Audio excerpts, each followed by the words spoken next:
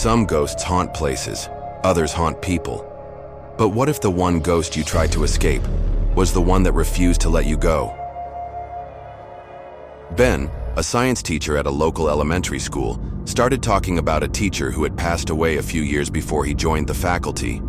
The kids at his school believed she never truly left.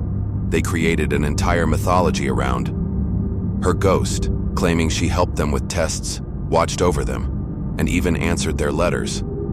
That's when he mentioned the Valentines. Every year the kids made mailboxes for their Valentine's Day party, shoeboxes decorated with stickers, and glitter where they'd slip in little cards and candy. It was an innocent tradition, until the year after Miss K died. During cleanup, the staff found an extra mailbox. No decorations, no owner, just one name scrawled on the front in crude, childlike handwriting. Jack. It was stuffed, hundreds of Valentines, but no candy. Some were the usual kid stuff, cartoon characters, princesses, superheroes. But the messages? They weren't so normal. Miss K loves you forever. She says don't forget her. She'll always be with you. The teachers were shaken, but they told themselves it was just kids being dramatic. Then, the next year, it happened again. Another box, more Valentines, and every year since, without fail, a new box would appear, always overflowing with messages. For Jack. I remember laughing, playing along with my family's jokes as they teased me. After all, my name is Jack. But then my little sister, looking uneasy, asked Ben a question that would change everything. What was Miss K's real name? Ben didn't hesitate. Mia Karasievich. My heart stopped. I knew exactly who she was. Mia, and I had been close, inseparable even, until she tore my life apart. She was manipulative, cruel, the kind of person who smiled while twisting the knife. We hadn't spoken in years. I moved away, never looked back. And somehow, I'd missed the news that she was dead, and now she was sending Valentines to a Jack? No way. It was a coincidence. It had to be. Still, I couldn't shake the unease settling over me, like something was watching, waiting. Later that night, I sat on the front porch, staring at my iPad. Mia's obituary was easy to find. Her picture stared back at me, big, innocent, eyes, a soft smile. She still looked like the girl I once knew, the girl I once trusted. Then Ben found me. He took a drag from my cigarette before casually saying, "You know, all those Valentines are still at the school. Every single one. If you want, I could take you there. Let you see for yourself." I should have said no. I wanted to say no. But the way Ben looked at me, curious, expectant, I knew he wasn't going to let it go. And that's how on Christmas night, I ended up inside an empty school, standing in a classroom that felt far too alive for being abandoned. The Valentines were there, stacked in a worn cardboard box. The fluorescent lights buzzed overhead, casting shadows that seemed to shift when I wasn't looking. I started flipping through the cards, scanning each one. Most were the usual kiddie Valentines, but then I saw something that made my breath hitch. A single card. Unlike the others, this one was handwritten. No cartoon characters, no bright colors, just a plain white card with red ink that looked almost smudged. "You haven't written back, but that's okay. I forgive you." I felt a cold chill creep up my spine. My fingers trembled as I turned it over. No signature, just one word on the back. Soon. The air in the room felt different, heavier. The fluorescent lights flickered, buzzing loudly before cutting out entirely, plunging the room into darkness. My breath caught in my throat. Then, a whisper. Soft. Close. "Merry Christmas, Jack." Something brushed against my shoulder. I spun around, my heart slamming against my ribs. Nothing. No one. But when I looked back at the whiteboard, my stomach dropped. The message I had seen earlier, "Merry Christmas, Miss K," was gone. In its place, written in a smooth, precise script, were two new words, "Merry Christmas," and underneath, in those same crude, childlike letters as the Valentines, "Jack, Iran." I didn't stop, didn't look back, didn't breathe until I was outside, gasping for air in the freezing night. Ben found me minutes later, laughing nervously. "Dude, relax. It's just kids messing around." I wanted to believe him. I tried to believe him, but I knew better. Because as we drove away, I glanced back at the school, and in the dark classroom window, barely visible against the flickering streetlights, I swear I saw her watching me, smiling.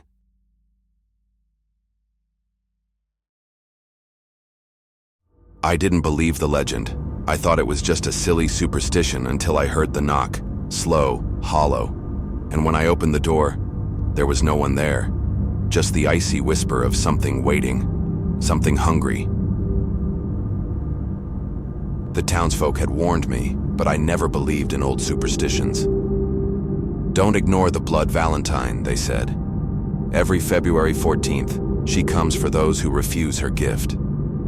I had just moved to this quiet, snow-covered town, far away from the chaos of the city.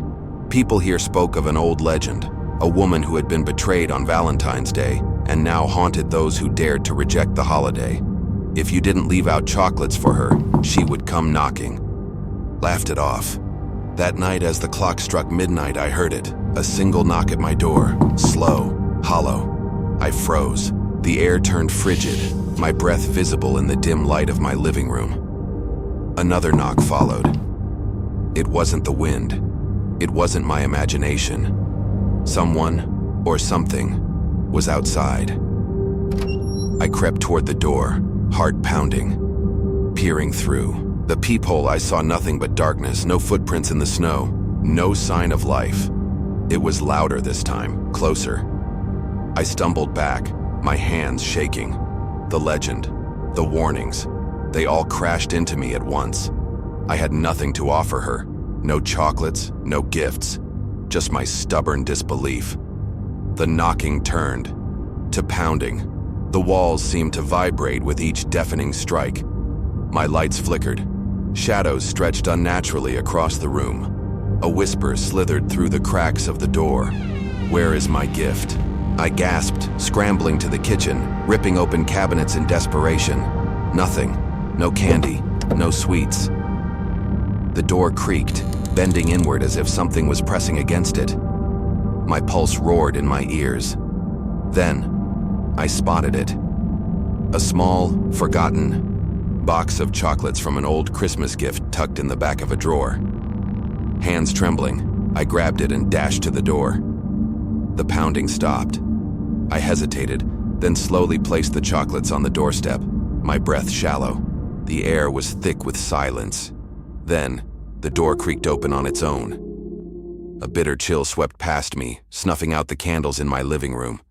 I felt something brush against my cheek, cold, like fingertips of ice. And then, a whisper. Soft, almost satisfied. "Until next year." The door slammed shut. I didn't sleep that night, and every Valentine's Day since, I leave chocolates by the door, just in case. Before I tell you my story, there's something you should know. I used to be a ladies' man, the kind of guy who always had options. Maybe that's why my girlfriend left me. She caught me cheating. We had a fight, but we ended things on decent terms. We still talked. We were still friends. So I don't know how it happened, but 3 days before Valentine's Day, I found myself alone. Every one of my friends had someone, plans for fancy dates, weekend getaways. And me? Just sitting in my apartment feeling sorry for myself. But I wasn't desperate. I saw it as an opportunity. I dressed my best, sprayed on some expensive cologne, and went to a popular restaurant downtown. It was the kind of place where singles gathered looking to change that status. Men and women, all good-looking, all searching. That's when I saw her. She was sitting alone, beautiful beyond words. Her pale skin seemed to glow under the restaurant lights, her long dark hair cascading over one shoulder. Strangely, no one approached her, like they were scared or intimidated. I wasn't. I slid into the seat across from her, flashed my best smile, and introduced myself. She responded in a soft, melodic voice. Her name was Sarah. We talked, had a few drinks. She was perfect, like she knew exactly what to say, how to move, when to smile. When I asked if she wanted to come back to my place, she agreed immediately.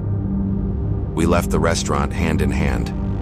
I noticed people staring at us, but I ignored it. Maybe they were jealous. That night was amazing. But the next night I had nightmares. I brushed them off at first. Bad dreams happen, right?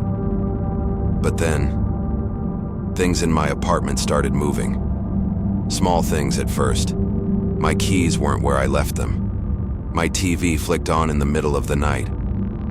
Sarah stayed over often, but she never seemed to sleep. And sometimes, she just disappeared. I'd wake up and she'd be gone, but she'd always return, smiling, acting like nothing happened. One day, my housekeeper, a sweet old lady who had worked for me for years, asked me something that sent a chill down my spine. "Are you seeing someone?" "Yeah, my girlfriend, Sarah." "You've seen her, right?" She frowned. "No, sir. I've never seen anyone else in this apartment but you." I laughed it off. Maybe Sarah was just careful about when she came and went. But then I went back to the restaurant where I had met her. A friend of mine worked as a waiter there. When I asked him about that night, his face turned pale. "Dude, you were alone. You sat by yourself, had a few drinks, and then left. By yourself." I felt sick. I knew that wasn't true. I remembered Sarah, the way her hand felt in mine, the way she smelled. But doubt crept in. Maybe I had been drinking too much. Maybe I imagined meeting her. Then the concierge of my building died, a heart attack. They found him at the front desk, frozen in terror, mouth open in a silent scream. That night, Sarah visited me again. When I told her about the concierge, she laughed. That's when I knew something was terribly wrong. One night, desperate, I found an old pocket Bible and prayed, "Lord, show me the truth about Sarah." That night, we kissed. But when I closed my eyes, I saw something horrifying. Her face melted away, replaced by something inhuman. A skeletal grin, hollow black eyes. I tried to run, but the door slammed. Shut. She laughed as a knife floated into her hand. She slashed at me. I barely dodged. My fists went right through her like she was made of smoke. She whispered something in my ear, and then everything went black. I woke up with cops pointing, guns at me. The knife was in my hands. They told me I had attacked my housekeeper, but it wasn't me. Sarah came to me in my jail cell that night. She whispered through the bars, told me she could set me free, that I owed her. I called for the guard, and suddenly, words spilled from my mouth that I didn't even mean to say. I convinced him to let me go. Sarah had complete control over me. She told me what I had to do. Go back to the restaurant where we met and kill everyone there. A bloodbath to avenge her own murder 50 years ago. Enough death to open a portal for her to fully return to this world. I almost obeyed. The day came. Sarah guided me to an abandoned scrapyard where I found a car from the Prohibition era. In its trunk was a Tommy gun. I picked it up, and for a split second I wasn't scared anymore. I was excited. She kissed me, whispered promises in my ear. I would be happy with her. I would never be alone again. No one had ever loved me like she did. I walked toward the restaurant, loaded the gun, and took my position.